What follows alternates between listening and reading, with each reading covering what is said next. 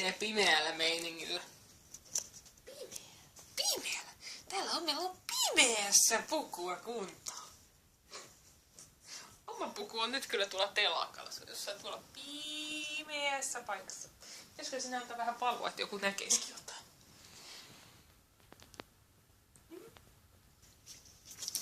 No, siirrettiin tohon. Tuossa on peruukki. Rullattu tossa. Kyllä, vaatii 4 rullaa saada 2 jalkaa paketoitua, uskokaa tai älkää. Tulee ainakin parempaan näköistä, vai mitä? Mitä?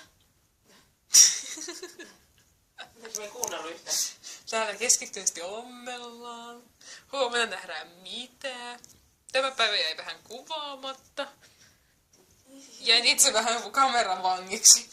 3. Hämmentävää. Hyvin hämmentävää.